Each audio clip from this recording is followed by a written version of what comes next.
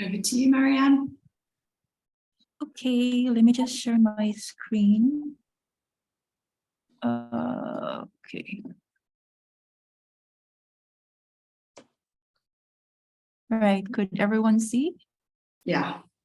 Yeah, okay, so hi everyone, my name is Marianne. Good morning, good afternoon, good evening, wherever you are in the world. So I'm gonna share our experience in developing business models for camps based on our experience. So roughly, I'm gonna give a bit of a background first on who we are and the way we do things, because I think it's important to put a bit more context to how we're set up, so that you'll understand basically how we made our decisions. And then we're going to give a bit of an overview of like our general approach to developing business models or regenerative enterprises. And then there's a whole section where I'm going to go into every individual business model that we are currently doing, whether or not it's already happening, work in progress, or we're thinking about it, we're going to do it in the future. And then basically sum it up with like learnings and then tips moving forward. So we are Camp Regenesis, but our organization is called the Regenesis Project.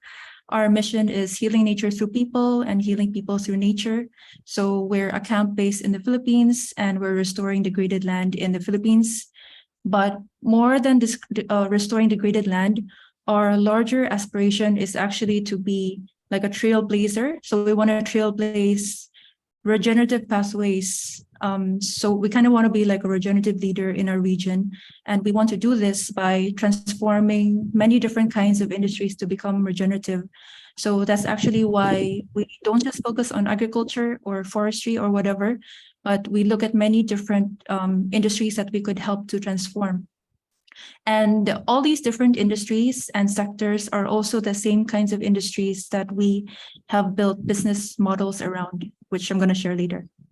So a bit more context, we are actually not a nonprofit, we're not an NGO, we're not a foundation or anything. We're actually a for-profit, we're a registered corporation, and this is actually intentional. Not that, we want to earn a lot of money and we're very greedy and all of that, but I think we just wanted to challenge ourselves in the beginning to do restoration work and regenerative work while still being lucrative, even though we know that we might struggle a bit, but it's also a good challenge, because if we find ways to be profitable in this area of good work, then maybe it will encourage others to do the same. And then it started with only my own personal savings. So it's a very personal project for me. So we didn't do any fundraising. We didn't have any grants in the beginning. We could have done that, but I think it's also a personality thing. Like I don't think I have the personality to do that, if that kind of makes sense. So we wanted to really be independent and be challenged to figure out like how we could do this from the ground up. And then we have two main properties, one 17-hectare property, which is the main area which we are restoring, and then a 3-hectare property around a few kilometers away, and that's serving as kind of like our headquarters. And then we are hoping to expand to other sites. And then we are a very small team. We're only 5 people, consisting mostly of my family, because my family, they also co-own the land. Oh, sorry, Ashley, did you raise your hand?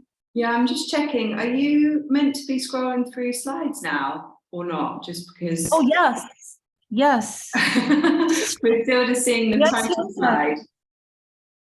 Oh dear. Okay. It wasn't. Let me do this again. For some reason. Present. What are you seeing now?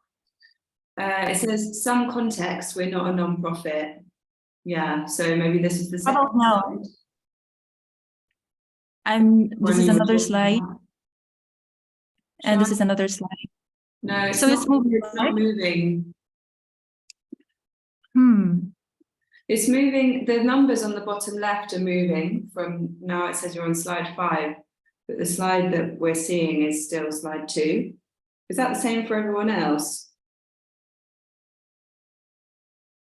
Yes. Is it Yes. Yeah. Okay. Let me quickly do kind of like a workaround. Give me like 30 seconds, hopefully. I'll just stop share.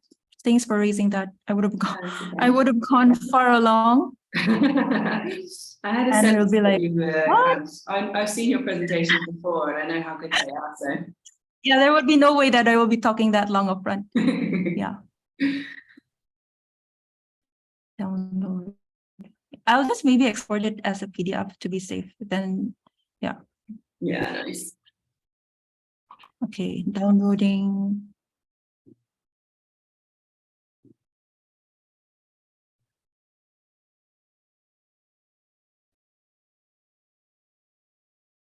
Okay.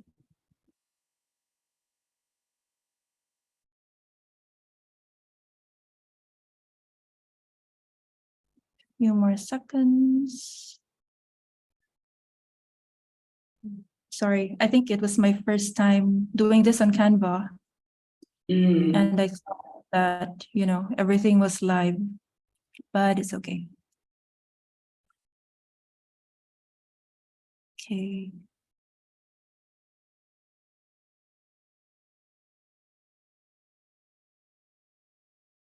Okay. There is a way. Okay. Thank goodness. And then I'm going to share again. Share. Hopefully you see it. Yeah, do you want to practice flicking through? Okay, click. Yeah. Click. It's Lovely. live, right? Yeah. Good. Yeah, it's working. Okay. So agenda, who we are, all the different regenerative industries that I mentioned that we hope to transform. So agriculture, tourism, many forms of, like products and other kinds of industries, design and development, because I'm also an architect. So we also hope to influence the design field, and then education. So back to, I stopped here, right? Context. Was it this slide? Yeah, you were talking Yeah, about that's the right. people in your team, I think is where you got up to. Yeah. So my team, so we're only a 5-person team consisting mostly of my family, and my family also have relevant skill sets. Like my dad focuses really on the technical aspect of it.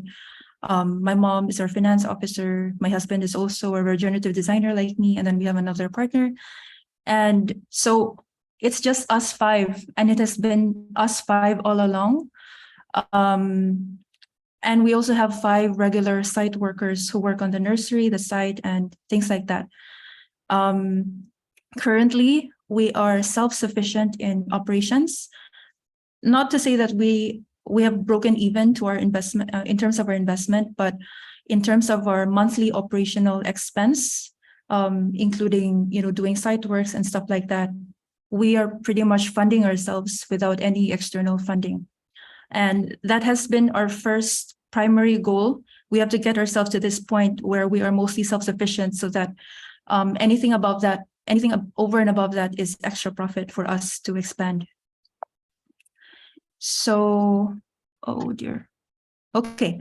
I'm not sure if, not everyone has probably seen the previous training on designing camp experiences, where we talked about like how we organized our monthly camps. But basically, to give you some background, back in 2021, when we first launched Regenesis, we introduced monthly restoration camping experiences from June up until December of 2021.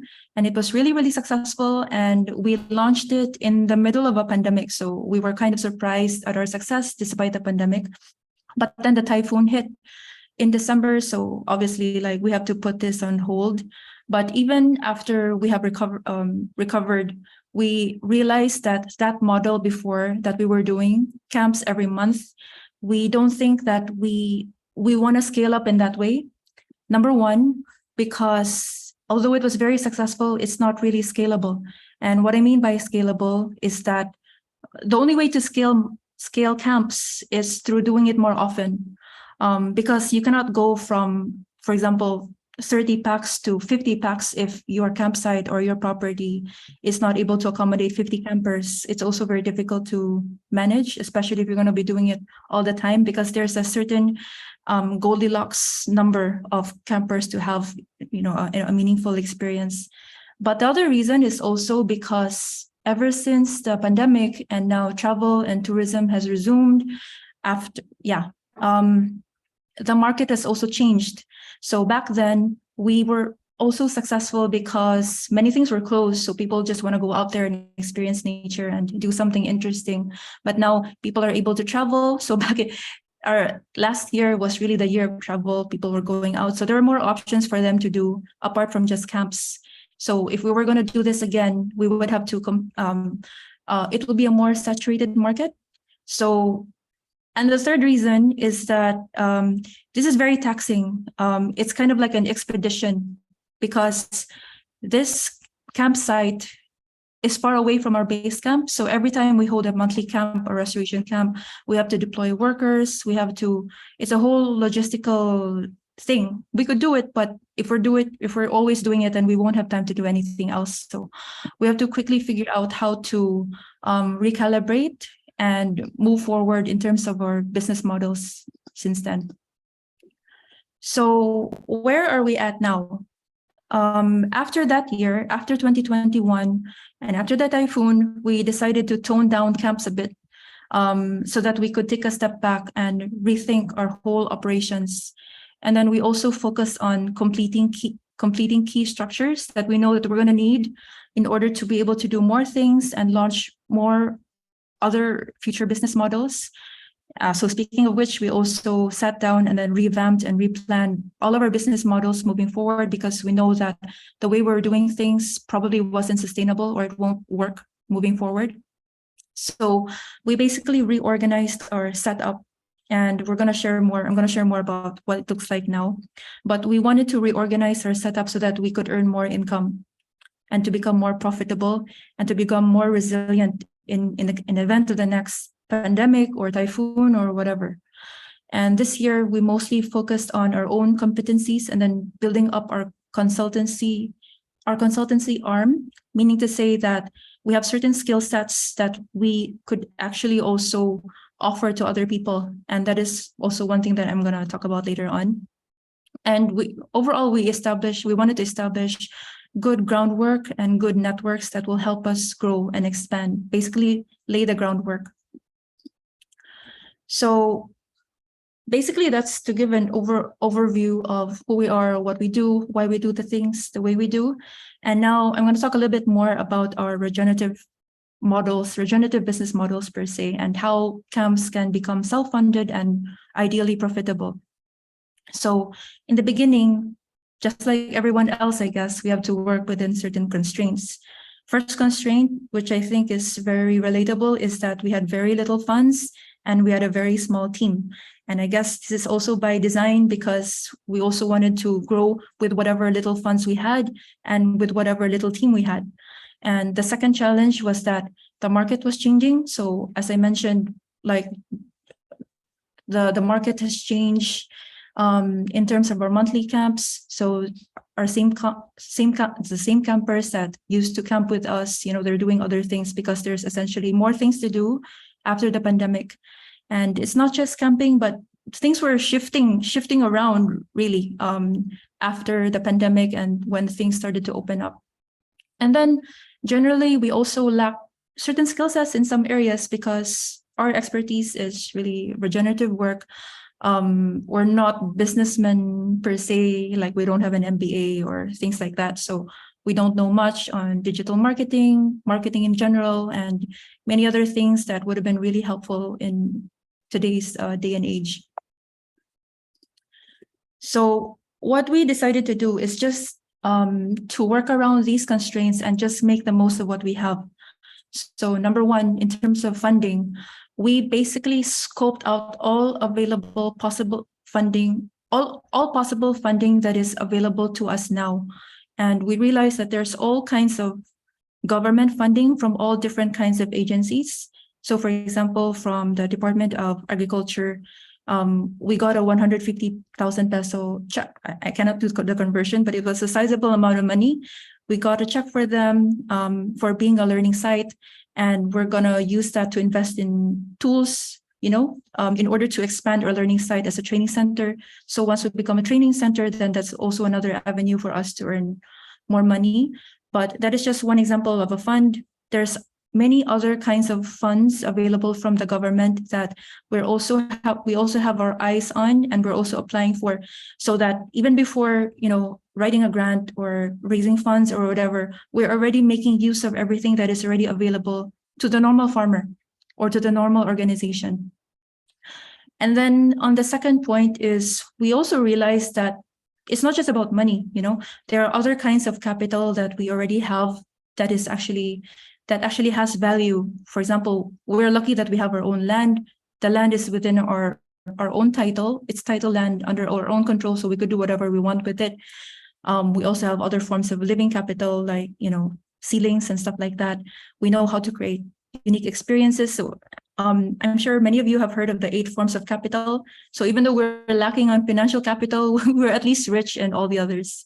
And then even though we don't have like marketing experience or certain kinds of business savviness, we do have a lot of sought after expertise, because all of us here are in the realm of ecosystem restoration. We're in the realm of regeneration. That in itself is already a sought after expertise. And if we zoom it down into a specific problem set or a challenge in the industry that people want a solution for, then we could actually sell that kind of expertise. So when it comes to our general outlook in terms of like business models and whatever, we have certain principles that we believe in. And this is just personal to us, but maybe for some of you, it will also resonate.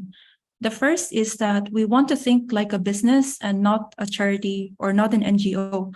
And I think even if we were an NGO, it will still be useful for us to think like a business anyway, because if you have an entrepreneurial mindset, then you will have to be resourceful. You have to think of ways to create a product or a service or experience or whatever that people will actually want to pay for. So it will allow you to become much more self-sufficient and create things that solve problems and create solutions that people will invest in. So that is linked to my second point, which is we really want to find all kinds of opportunities to create value. And when we say creating value, just like creating value in the business world, value equals money, because when you create value for people, whether that's in the form of a product that they really want to buy, or an experience that they really want to experience, or a service that they really want to pay for, then that value equals to profit. Whoa. Sorry? Oh, okay. Sorry. Yeah, and then our third general principle is we want to be, Our third general principle is, in as much as possible, we want to be self-sufficient first before we ask for money. And this is just based on our own model, because again, we're not a nonprofit, but this is again challenging ourselves to try to work with what we have first and make something of it. So in order to do that, one important thing is to really minimize upfront investment. So if we have a business model or an idea that we really have to scrape it back to its bare bones and think like, okay, what is the minimum amount of investment that we have to put upfront just to launch it or something? Is this building really necessary? Could we just do with a tent? Could we just do with a shed? Maybe we don't even need a shed. We could just use, an existing building or whatever, so that if we cut down the expense or the initial capital, then that will, help with how much we will need to raise. And then the fifth point is, let's say we have 10 10 or 20, we have a lot of ideas in the kinds of like business models that we want to look into. Our main goal is to always prioritize the low-hanging fruit first. So whichever is the easiest for us to implement, and especially the easiest while also earning the most income, or is basically an easy buck or something. You would earn a sizable profit for not a lot of effort, then we need to prioritize those first. Definitely have to prioritize those first. And then whatever profit we gain from there, then it could be reinvested back, or it could be used to be invested into new forms of business models and so on. And then let's say we need to have certain structures, or we need to have inventory, or we need to invest in certain things, and it's absolutely necessary. There's no getting away around it. Our general principle is, again, to make sure that every single thing that we invest in, whether if it's a training hall, a building, a shed, or whatever, there has to be multiple purposes to it. And ideally, one investment could serve at least 3 business models. So you're not just making one investment for one business model, but one investment that could serve many. And again, this is a permaculture principle, like one element serves multiple functions.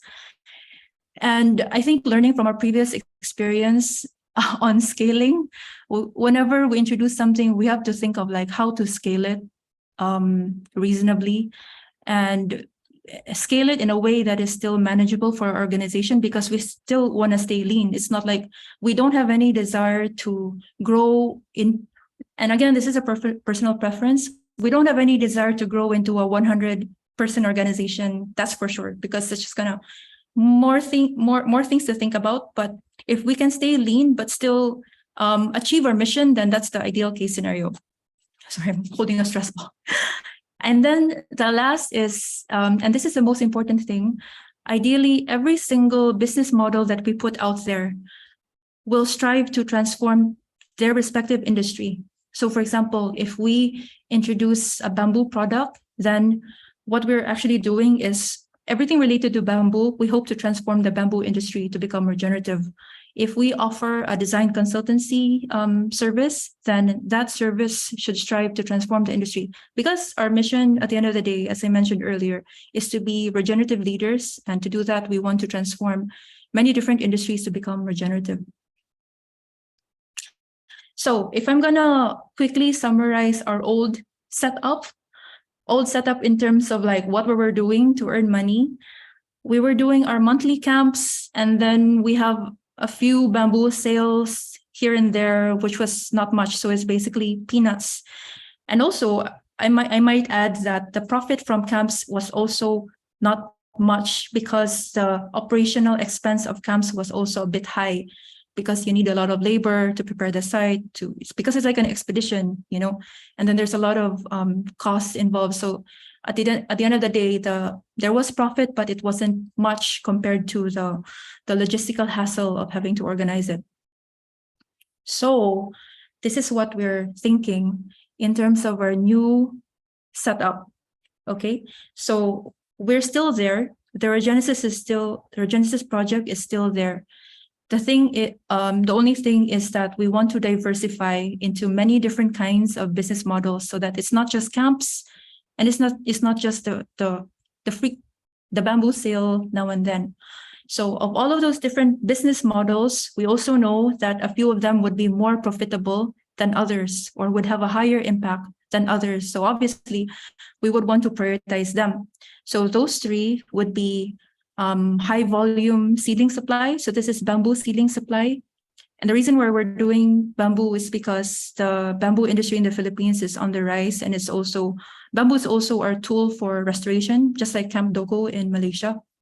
Bamboo is a high value crop. So selling bamboo seedlings is actually quite lucrative, especially as more and more developers and they buy it in bulk. So you could imagine how lucrative it could be.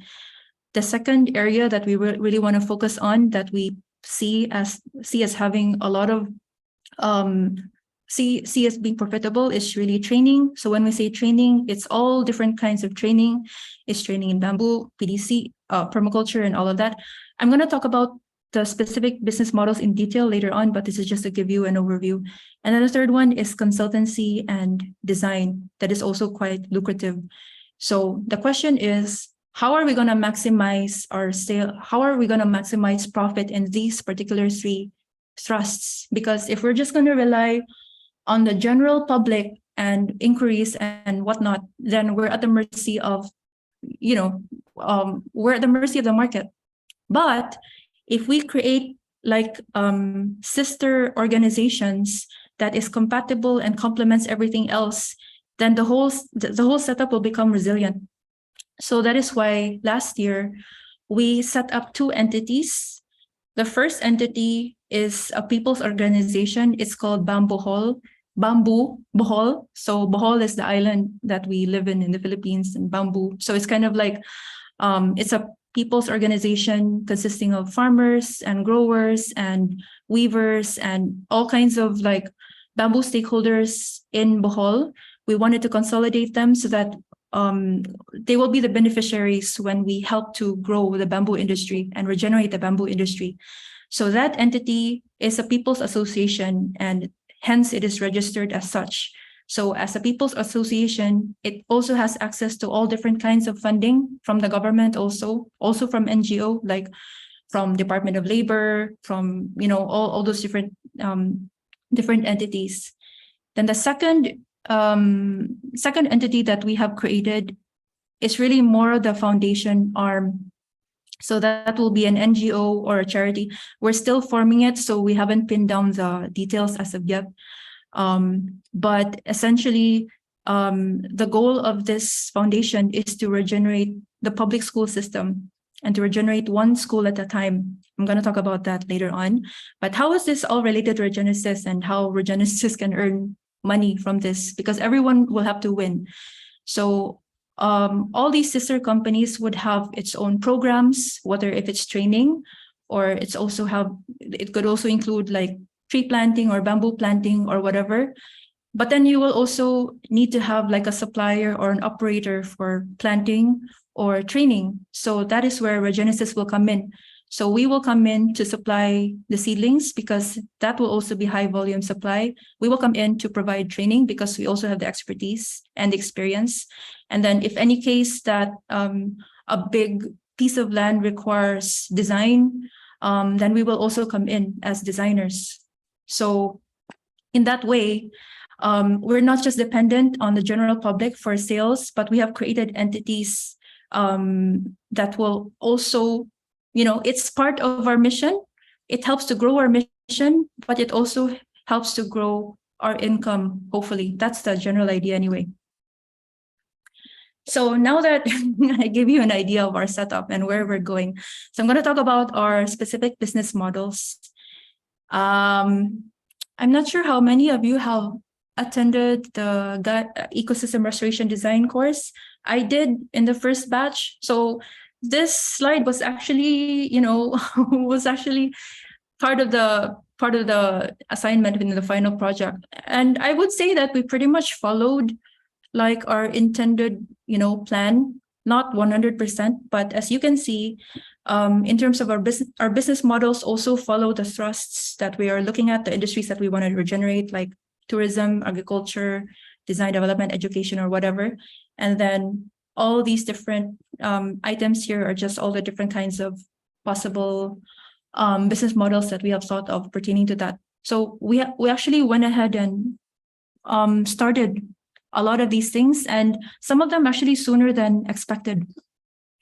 So this slide, I know it looks complicated, but the reason why we created this matrix was because we have so many, literally 18. Okay, so we have 18 ideas for business models.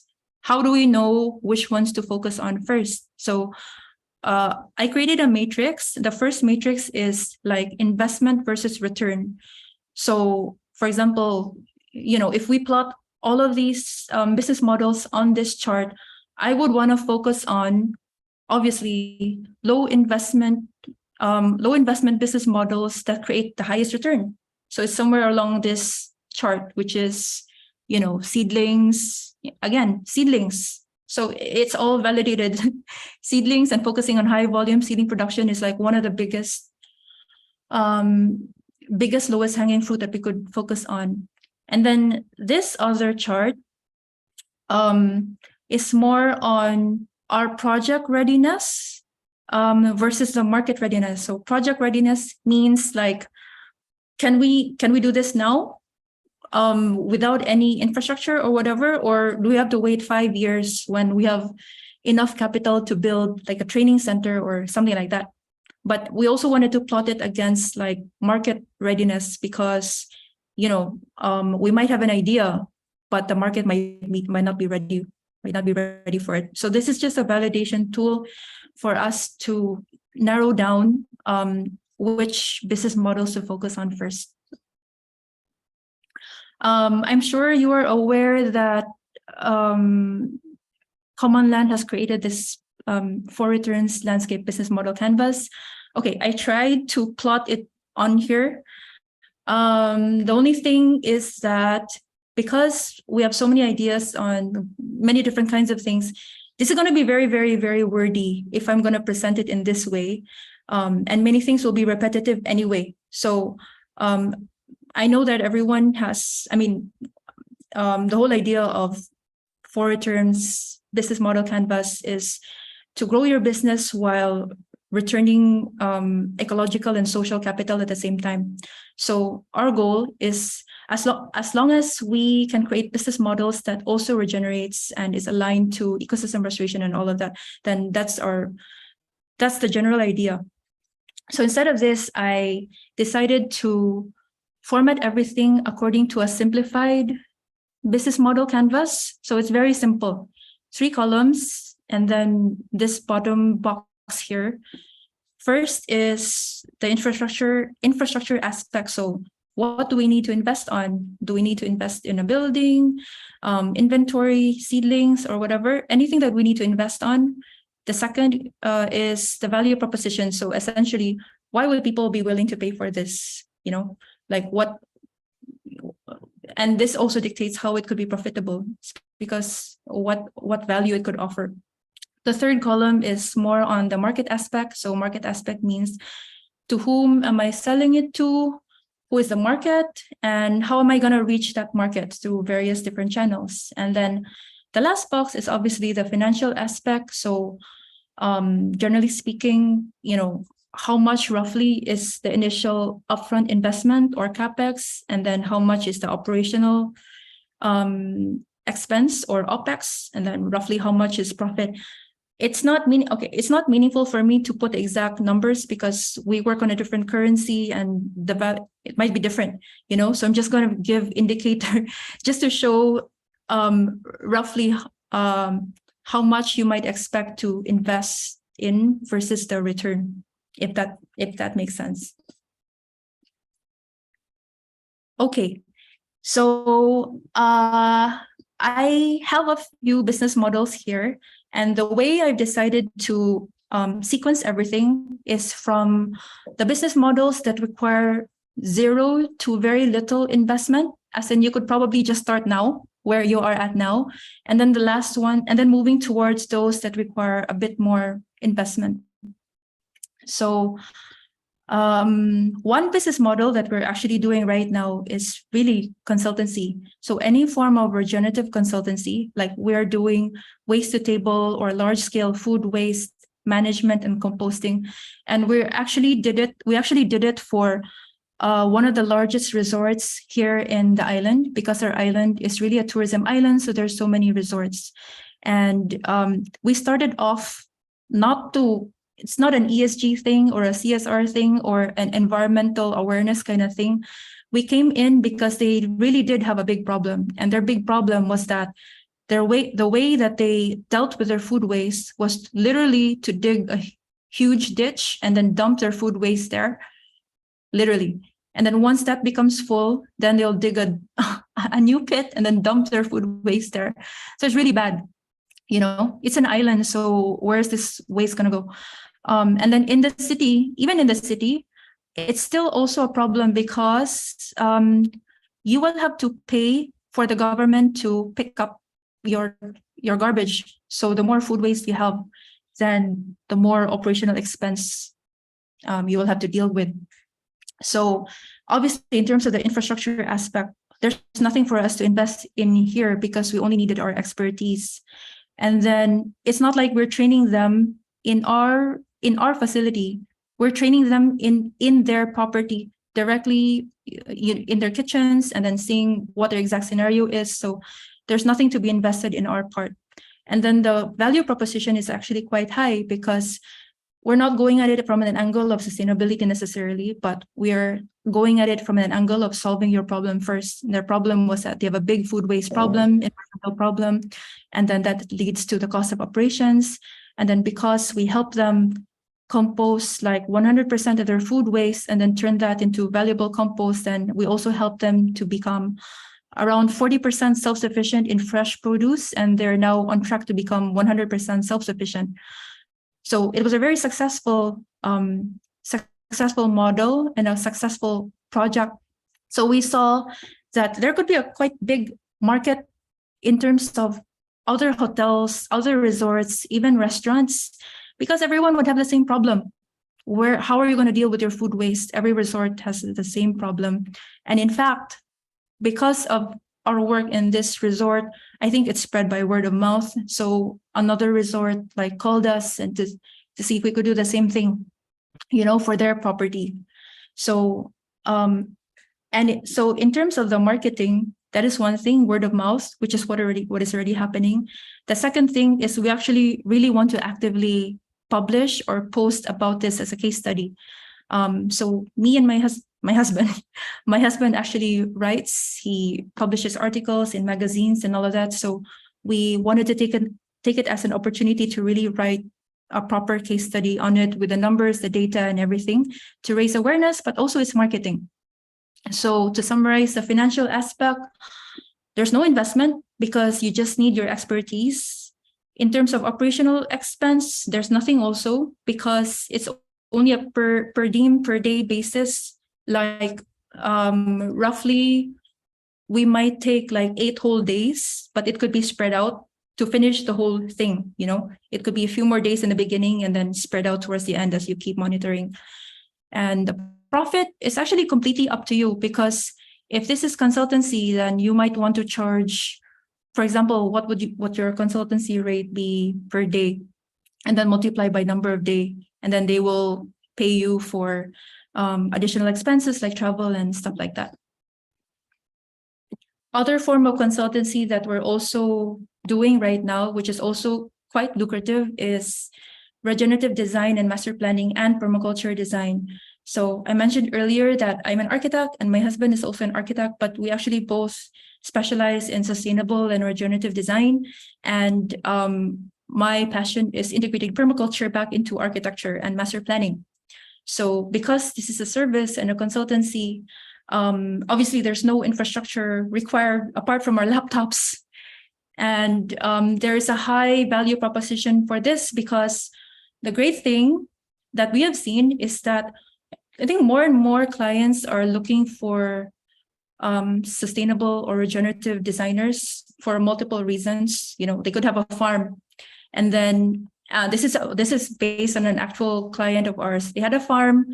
They attended Jeff Lawton's PDC quite a while back, many years back, but they have forgotten about it. I think this is quite common, huh? So they just want to shortcut everything and then pay someone to do the design for them. So here we will step in.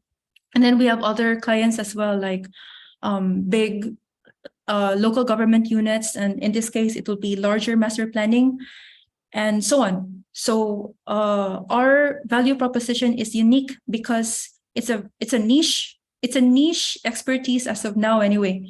And then we are combining it with permaculture, regenerative design, and whatever. And we also have the credentials for it because we do the research. My husband is in the university. He does research. He teaches on this. We both have a master's on it, and so on and so forth.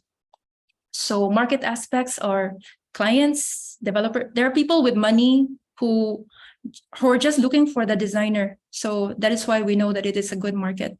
And the government is also a very good client because they will also need master planning and things like that. So how we market ourselves, we're not so great at it yet because we're actually we're actually not the kind to speak. We don't speak about our work so often, but we actually really should. So now we're in the midst of developing our website.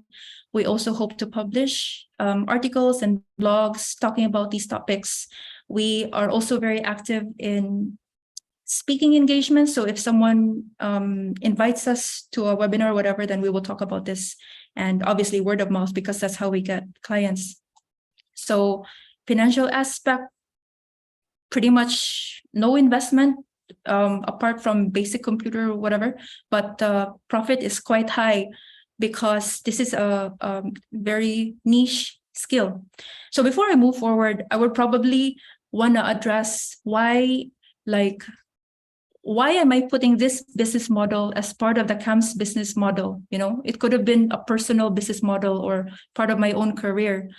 That could be the case, but the way I see it is that I am also part of the Regenesis brand. Just like for many of you, I'm sure that you might also be part of your camp's brand. So that means to say that whatever expertise that I am building up, my husband is building up, and the more we are visible, and the more that we are showing, you know, our community that we actually have these skill sets and we are associated with Regenesis, we're the founders of Regenesis, we're actually building up Regenesis brand value and also market value, so that if we offer something in the future, let's say design workshops or design training or permaculture design or whatever, and then they will see that we are there, and because we have built up our name, then that also helps to raise value in terms of branding and also, you know, marketability. So that's why we included these things.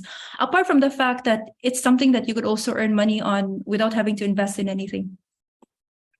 So other forms of consultancy, we're also doing workshops for, let's say, local government units. I'm going to give you an example of something that we are developing for a region in North Philippines. That region comprises of 5 municipalities, and they want to build their bamboo industry. So they have heard about our work in bamboo, and because of our messaging, they also understand that you don't just plant bamboo as a monoculture, you know, bamboo has more aspects to it than just the forestry. You have to put it integrated as you have to integrate it as part of a master plan. So we are coming in to help to do kind of like a envisioning and master planning workshop with the local government units of that area, together with other different government agencies. And then the outcome of that is kind of like their bamboo work roadmap for the next 10 years, together with the master plan. So this is another form of workshop that we are offering that we also see has quite a big market, because again, as I mentioned earlier, the bamboo industry in the Philippines is growing. So if they will pioneer this and then others will hear about it, then others would probably want to do the same, because that's how it happens through word of mouth. Okay, so now I'm going to move on to other business models that have very minimal upfront investment. And this is really seedling nursery. I think I will the one recommendation I would give to all camps is to really establish your own nursery. Number one, you would probably save on cost of having to purchase seedlings. And then the second is that if you are propagating a high value crop, that is an easy source of income right there, because you're propagating for yourself, but then you could also sell it also. And in our case, we're lucky because we are focusing on bamboo, and then we have the expertise in bamboo. We're also planting bamboo. So obviously the same seedlings that we're planting also have high value because the bamboo industry is growing. So in terms of the infrastructure aspect, there's not much. Number one, we already have an existing farm with an old abandoned greenhouse. So we just use that. And then once we needed to expand, we just built very simple nursery structures, kind of like just shade nets. And then we already had an existing water impounding that holds. that holds quite a large volume of water, which is very important because it requires a lot of irrigation. And that's it. Apart from that, it's just seeds and then the mother plants. So it has a really good value proposition because we are not just propagating any bamboo, we're focusing on ecologically valuable and also commercially valuable bamboo species and high demand varieties. So we do a lot of background research. We ask around like what are people buying, what do people need, and also what species are actually beneficial for certain ecological functions. And then we focus on propagating those. The other reason why the other value that we're offering is that we are actually guaranteeing, and this, I know this sounds really, really crazy, but I really asked my dad, are you sure we can guarantee 97% survival? According to him, as long as they follow our protocols and do everything correctly, we will guarantee 97% survival of the seedlings, or else we will replace them. And the reason why this is a big deal is because there are so many nursery operators out there who are just doing it for to earn an income, but that also means that the kind of seedlings and planting materials that they're giving to the public is, not good quality. So the average survival rate is around 50%. At worst, survival rate is around 10%. So there are a lot of frustrated bamboo growers out there who are just looking for a good nursery to buy from because it's a waste of money for them. So that is what we guarantee. And then the other thing is that we don't just sell the seedlings upfront. We actually offer the experience and then the expertise together with it. So instead of just answering quotation questions like, okay, I just sell you this is what you need, and I'll just sell you this. We actually ask them a lot of questions like, where are you located? Where will it be planted? For what purpose? Because we want to ensure the success of their planting also. So there's a big market for this. Local government units, the Bamboo Council. So for example, in our case, September 18 is World Bamboo Day, and that is usually a very, very big planting event. So they have already pre-ordered from us at least 12,000 seedlings.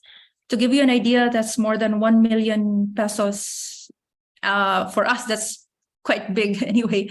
That's good enough to fund at least an entire year of operations. So to give you some idea. And then there are also other corporations or organizations who, are interested in bamboo and are doing it as part of this. There's so many people who want to buy bamboo. So that's why the market is high. An interesting way to market ourselves actually is one thing that we did. We just put ourselves on Google Maps. We put our nursery on Google Maps, labeled it as a bamboo nursery. And then because we're the only bamboo nursery in the island, if someone searches bamboo nursery, Bohol or something, we're the only ones. And that is why we have visitors who just come to our place and buy bamboo ad hoc because they found us on Google Maps. So I think that is one of the easiest things that you could do. Otherwise, we also post on Facebook groups because the bamboo network on Facebook is quite active and it's quite large also. So low investment, it's only seeds, mother plants, and very, very, very simple structures. Operational cost is labor only, but the profit margin is quite high. Yeah. Next. Okay. Sorry, I'm opening the chat. Okay. So this particular business model is related to, the bamboo, the foundation that I was talking about earlier. So the foundation, as I mentioned, focuses on regenerating schools. If I'm going to give a very quick background on this, my whole goal or dream in the beginning was not necessarily Regenesis. My dream was to create a green school because I was inspired by Green School Bali back in 2011 or 2014 or something like that. Then it turned out to be Regenesis, but my desire for a green school is still there. So when I was thinking about it, I realized that if I just build one green school, assuming that I could actually build it, then it's just going to be one green school in the whole country, and most likely, it's going to be well-off children who could afford to send well-off families who could afford to send their children there because it's high quality education. So if I do that, I'm not actually addressing, the root cause of the problem, and who the target beneficiary should be, which is essentially children in public schools and all of that. So the whole idea is essentially to offer green school for all by integrating the DNA of green school into public schools. So how we want to do that is through a series of programs, and every program will have a specific goal. For example, one program is to instill environmental stewardship among the youth. So one school could adopt an ecosystem or a plot that is to be regenerated or whatever. So they will be the ones who will be doing the planting. They will be the ones who will doing the ecological monitoring and whatnot. And then they will monitor year after year. So they have essentially adopted the ecosystem. And then other programs could be to, turn their normal school vegetable gardens into a permaculture garden or like a food forest garden. So to integrate permaculture into their curriculum and into their school. So those are just some of the many programs that we are offering. And the value proposition for this is that this is a good opportunity. It's a good CSR opportunity for many companies, because companies would have their CSR or ESG outreach programs. Some have really good established ones, like they may have their own in-house ones, but some maybe not so much. And if they do have something, it's usually kind of like a one-off event for the purpose of picture taking. You know what I mean? So they go and then they take photos and then that's it. Whereas we are offering them an opportunity to partner with the school and then to adopt a school, fund a school, and then leave a legacy basically to regenerate that school. And then there will be continuity. It will not be a one-off thing. So in terms of the market aspects for this, we are approaching many different companies, NGOs, international organizations, and all of that. Disclaimer though, we are only starting this, so I have nothing to show for it as of yet. So hopefully in a few months there will be something. But yeah, in terms of investment, it's not much, because if you think about it, it's mostly the supply of seedlings and then the training, the facilitation. It's all about the program. So you don't need any structures or whatever, because everything will be happening in the school. So now we go into business models that require some structures, but not so, not so big. It's just very simple structures. So one of them is definitely camps. This is the one that we've already been doing. So instead of monthly camps, we will be doing quarterly restoration camps, and all of them would have a specific theme, or we're going to be doing a different restoration activity. So the only thing that you need to invest here, actually, at least for us, is only the camp structures and then camping inventory. That's it. In the case that everything is temporary, you don't need to invest in anything, but you could just rent it out.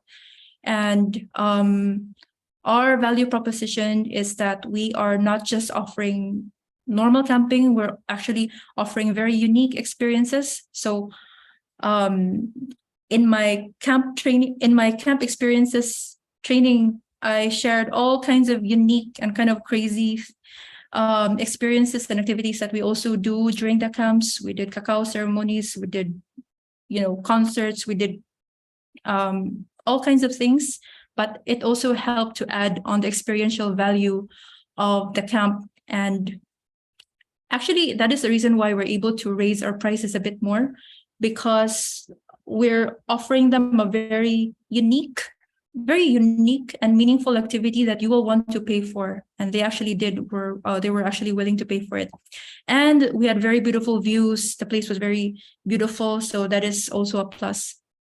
So Our campers were mostly Regenesis followers, those who followed us on social media, a lot of outdoorsy groups like freedivers, mountaineers. We're lucky because I think there are a lot of nature lovers in the Philippines and a lot of outdoorsy people.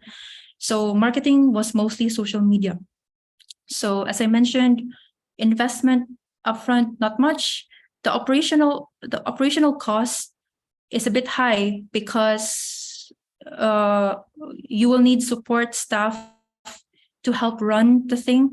You will need camp guides. In our case, we had 3 camp guides and then 3 to 5 support staff, including kitchen staff. But the good thing is that these could be a part-time basis or per event basis. You don't have to hire them full-time. You could just hire them as and when you have camps. Yeah, the only thing is that in our case, the profit margin was not so big because the operational expense was so high, and then we cannot increase the cost by so much, otherwise it won't be accessible to many people. Yeah, so related to camps, this is still camps, but it's the same thing, but for corporations as a CSR or a team bonding, whatever activity. And it could also be like a private camp event. And the reason why this is really, really good in our case is because we don't have to worry whether or not our slots will fill up. Because I have to admit that there were many events where I'm not sure we could even break even because only 20 signed up, So whereas if you offer it as a private camp, meaning to say that you already have a big group, like 15 people or 20 people, 30 people max, and then you just want to, have a private camp for yourself or for your organization, that erases a lot of the headache on our side, especially in terms of whether or not we can get the numbers, because it's like one big group. And then in terms of investment, we don't have to invest in anything extra because we just have to use whatever we were doing for the camps anyway. This is something new and interesting that we really want to do, but we haven't done yet, and we hope to do this year. We want to do really interesting events like trail runs or mountain marathons or things like that. And again, this is quite popular in the Philippines because, as I mentioned, we're very outdoorsy. So there are a lot of trail runners, mountaineers, athletes out there. So in terms of investment, not much. Literally all you need is a trail. The rest are probably rentable. And in our case, we had a very good trail with very good views. And so that is one of the value propositions. And obviously you are running for a cause. So you could also package it together with a big planting event, for example. So at the end of the run, maybe you could plant bamboo or a few trees, and then it could be a big, like a marketing or a big campaign, like an awareness campaign. Yeah, so there's a big market to this because we're targeting outdoor groups, adventure groups, even previous campers, or basically nature enthusiasts. And yeah, using social media. So not a lot of investment. Operational, we haven't done this yet. So we know people who have done that. So we're just going to work with a group that already has experience running these kind of things. Here is also something that is interesting. So we have just finished building the Regenesis homestead / Regenesis headquarters / Regenesis office, if you will. This is the one. So it's kind of like a modernist tropical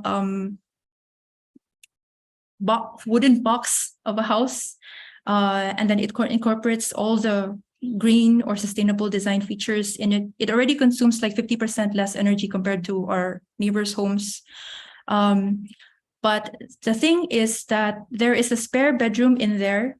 And then my parents who live in this house currently, they have always had a gift for inner healing, if that makes sense. So ever since I was in high school or something, we would have visitors who have inner trauma or, inner struggles or childhood, whatever, and they wanted to talk to someone like counselors. It's not a religious thing. It's just a personal healing kind of thing. So I asked my parents whether or not they are actually interested to opening their home for something like this, and it doesn't have to be kind of like a commercialized thing. It could just be a by donation basis to continue, operations and running the house and all of that. But the whole idea is that we will be opening up our home, and also my parents, for souls who need healing, so those who have like mental health struggles or stuff like that, and they could just stay in this house to heal, commune with nature. They could take part in whatever Regenesis activities, and then in the evening, if they would want to talk to like spiritual parents and just be who they are, then this is the place to do that. One of our partners mentioned that there is a similar place in Chiang Mai. It's kind of like a homestay together with monks. So the concept is the same.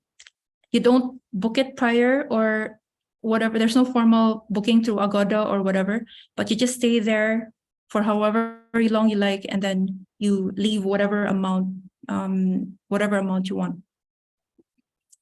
So we don't want to make this public because obviously we don't want to invite complete strangers into our house. So how we plan to do this is, whenever we have an event in Regenesis, like a camp or whatever, then we will announce it to the campers.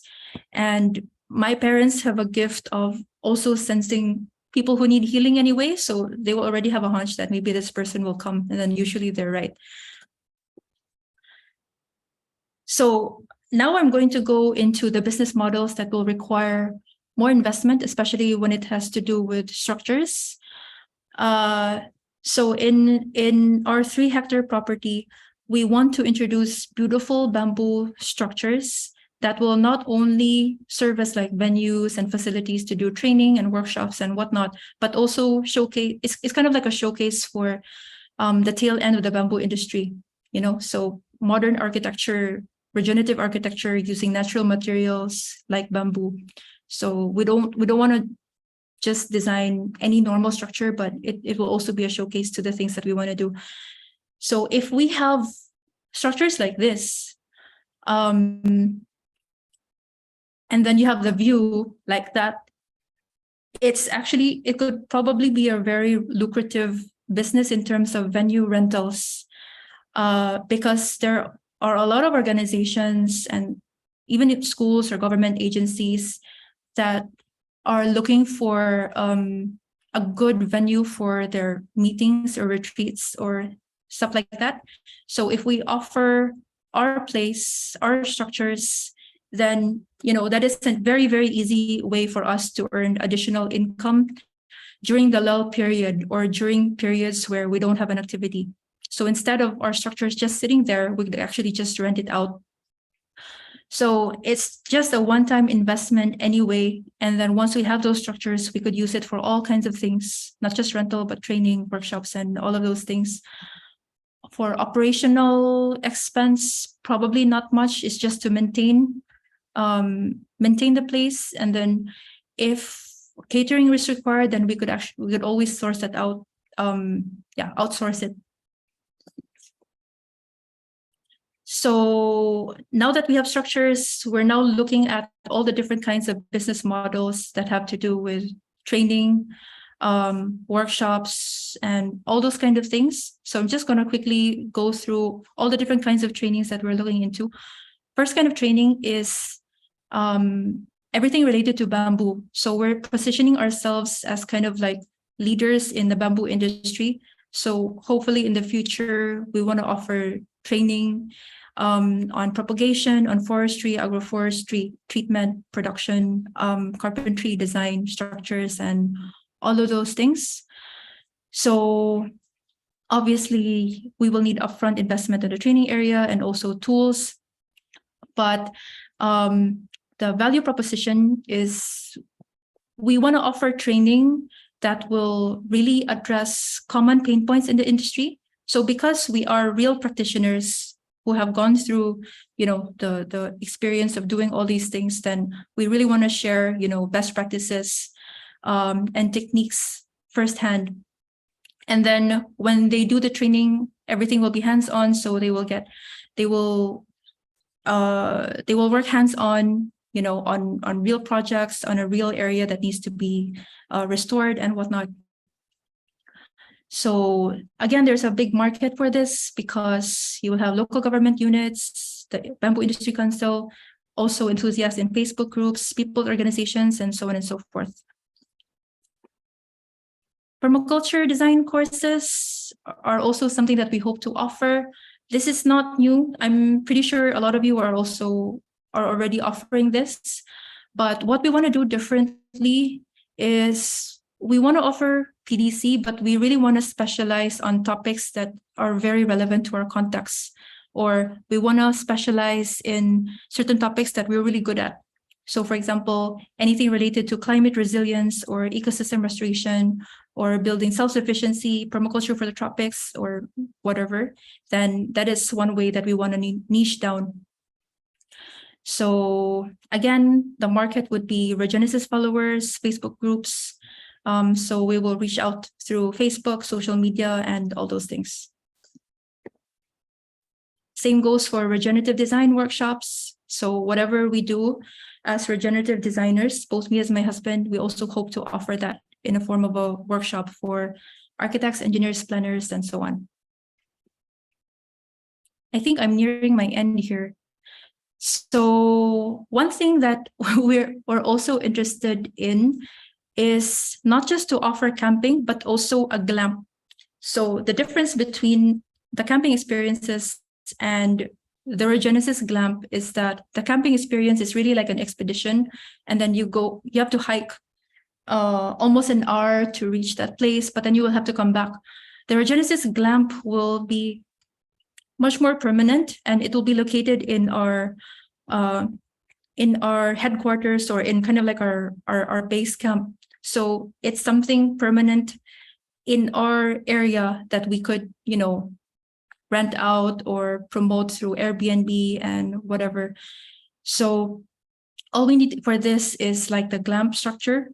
So for the glamp structure, we have a very unique bamboo structure in mind in the next slide. But apart from that, it's just the deck furnishing and then support structures like toilet and whatnot.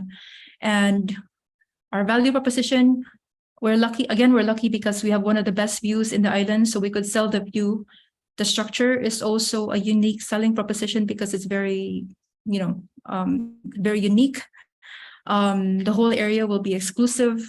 The whole thing in itself, the whole experience has a whole viral vibe to it. But in addition to that, you also get to participate in like regenerative activities and whatnot. So again, market would be previous campers, followers, the big tourist pool in the island, and we hope to reach out through, again, social media and so on. So let's say we build this glam structure, and it would look something like this, just an idea. And this is made out of bamboo. This is actually a product that we also hope to sell in the future because it's a very specialized product. It also has a high demand because there are a lot of glams made out of like geodesic domes and whatnot. But the difference with a geodesic dome versus this one is that the shape is more conducive for people to occupy in, because it's taller. And then second is that it's made of bamboo, so it's made of sustainable materials, and then it's lightweight, easy to assemble. So if you turn that into a kit, then it's actually a really, really good product to sell. At least we think so. So that this is one thing that we hope to produce a prototype on this year. If you think about it, right, this doesn't need much. It only requires bamboo slats that have been treated and then pre-processed a bit. And then they are cut to specific dimensions based on a design. And then everything is just, assembled as a kit. So in terms of the the upfront investment, it's not much because we only need a treatment facility, a very small treatment facility, and probably a small processing area. And that's all we need for now. And then we can always scale up later if, let's say, there is a higher demand for it. So we are looking at hotels, resorts, hostels, outdoor enthusiasts as possible market for this, because resort, they have like outdoor events, beach events, and then they would usually put up like outdoor structures. So this could be a really good outdoor pop-up structure in place of a tent, let's say. And our strategy is to do a pre-launch. So instead of, for example, producing 100 sets and then not knowing whether or not all 100 will sell, we will we will market it first through the GLAMP. So through the GLAMP is already a marketing avenue for this. And then we will probably do a pre-launch. So for example, for those who are willing to be the first 100 customers, then they will pay in advance. And then if it is successful, then we will do another big batch so that we don't have to keep a big inventory. So essentially, we're piggybacking off of the GLAMP. And then, both will benefit from each other. The final thing that we are looking into are other forms of products like high-value bamboo products, especially bamboo products that have been created from bamboo waste or utilizing waste trimmings or waste products from bamboo. And they could be coming from, or they could be made of biochar or bamboo charcoal and whatnot. And these could be beauty products, health products, and all those kind of things. This is still an idea as of now, but from what we have seen, there is a high market for this. And our plan is to do a joint venture with a social enterprise who was already focusing on these kind of things so that we don't have to figure out everything from scratch, essentially. So, wow, that was a lot. So that was pretty much a summary of all the different business models that we are doing and we plan to do this year. So if I'm going to summarize like our organic growth journey, the very first thing we did was to really take stock of all of our available resources and funding so that we could make the best use of what we already have. And then based on that, we started with the low-hanging fruit business models and zero investment business models. So we didn't want to do everything at once, but we wanted to prioritize the business models that will earn us the most income with the least investment. And then once we have turned some profit, then that profit will be reinvested into other business models or scaling up. So we use that money to slowly build up our infrastructure, assets, tools, and whatever. And all of those things will be used to support multiple businesses and multiple business models and activities, and not just one. And then as we test and prototype each, then only then will we basically, expand and scale up and all those other things. But we just really want to be careful and risk-free about it by just starting small and then see where it goes from there. So final thoughts. I really, really think that all camps can create value. Whatever you're already doing, whatever activities you're already doing, there is a format of that people are willing to pay for, whether if it's in the form of a consultancy or a training or, some kind of expertise or a product or whatever. So if you create value from that, then value equals money or value equals profit. So you already have a business model right there. And if you really want to narrow down, then I would highly suggest to find a niche that you are the best at. So in our case, our strengths is really design. Our strengths is bamboo because we have been doing it first. And so we have built up an expertise on it. So that is where we are really focusing our energies on, because we're the only ones who are doing it. So then supply and demand. But whatever we're doing, We always want to start small, test the waters, do a prototype before doing anything big. And then if it works, then only then we scale up.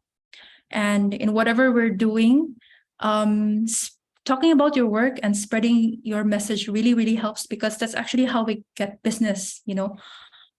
People come to us for multiple reasons. It's either through word of mouth or they follow Regenesis on Instagram. We haven't been very active, but we'll be better. But yeah, I think if you talk about your work, not only are you spreading the word on your advocacy, but you're also establishing yourself as an expert or kind of like a leader in that area. So there's multiple benefits to it. But yeah, I think my final words are, it really doesn't matter like how little resources you have.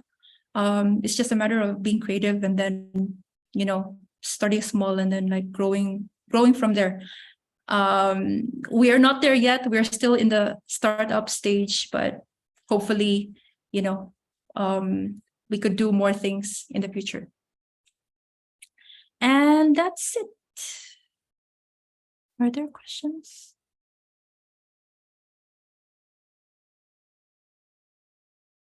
Shall I answer questions now?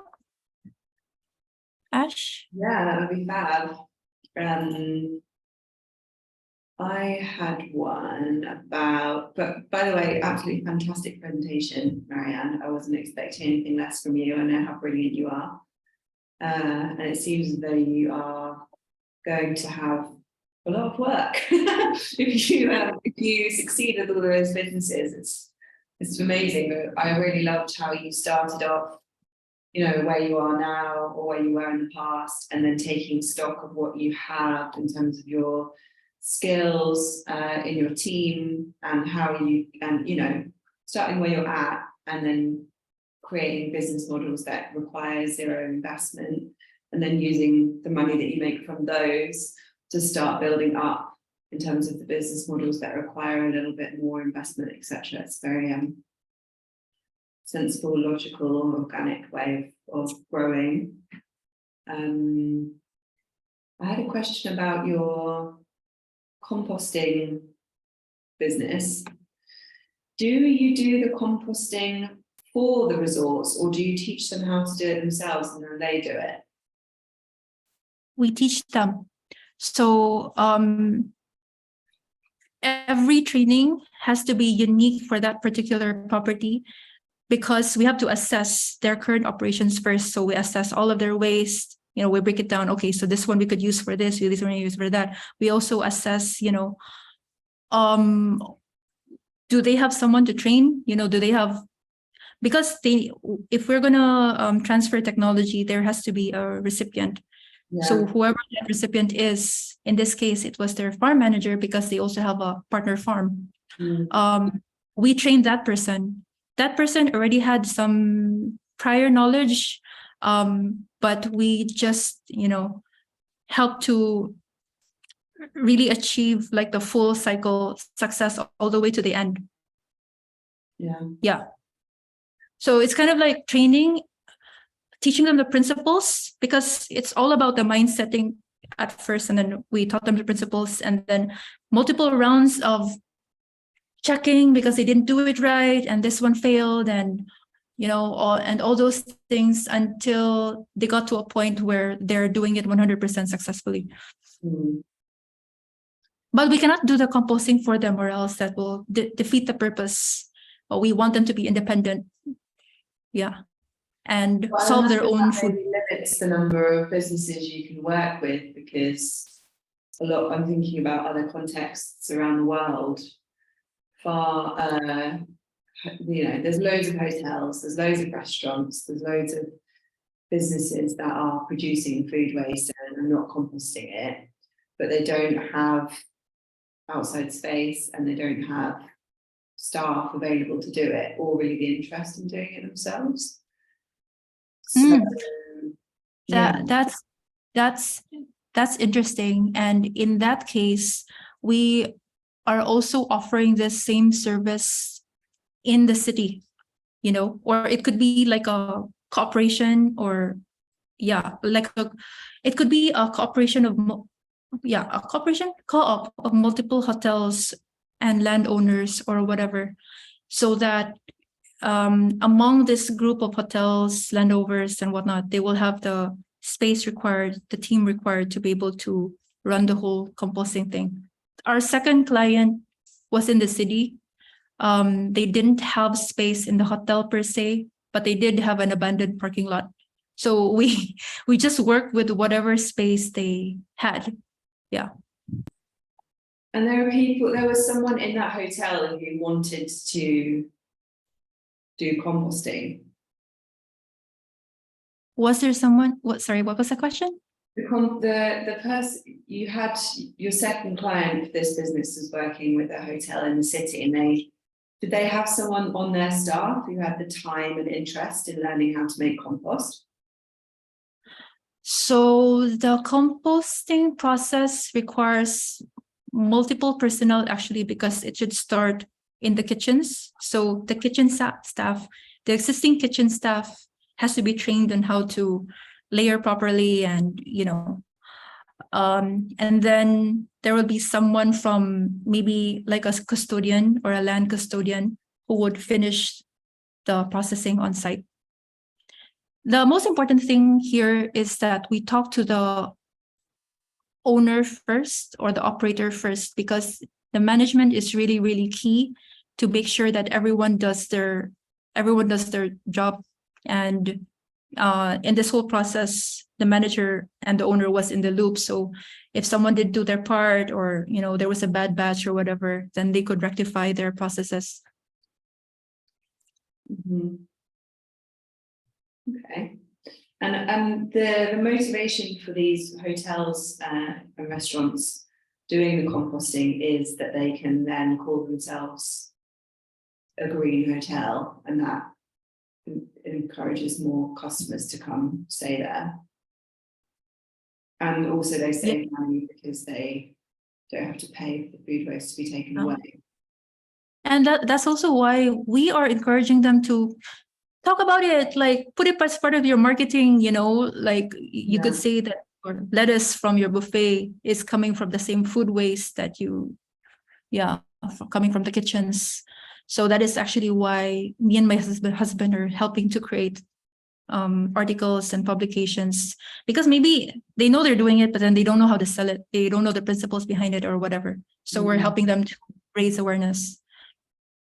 So they sell the compost back to the people who grow the food for them? They're growing their own food from their own compost that they are making. Right. Yeah.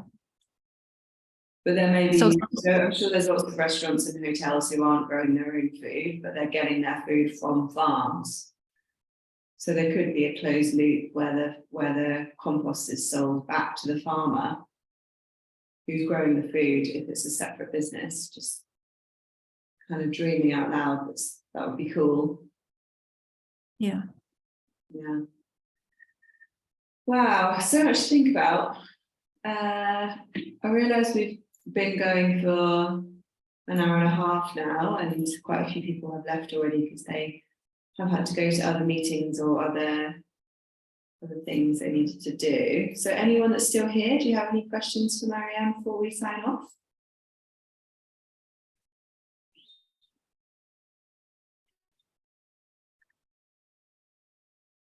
Nope, doesn't seem like it. Okay, great. Well, I will make your recording available on YouTube and send a link around to everyone next week. I hope that if you're watching this live or if you're watching the recording, that this has really helped you to think through the ways in which you can develop your income streams. And also, so we were approached by a regenerative business school that said that they would offer one of our camps a regenerative MBA course, which Marianne took. So as part of that kind of gift of giving that free training to her, she said that she would put together what she'd learned into a training for the camps. And so that will be coming on and be available at some point this year. Once you've got some time, Marianne, I realise it's probably took you quite a lot of time to put together this presentation. But yeah, I'm really excited and motivated to help the camps movement develop businesses and make income above and beyond selling camp experiences, because like Marianne said, our core reason for existing is to bring as many people into the world of ecosystem restoration as possible, but running camps is not super profitable. You know, it's got a lot of costs involved.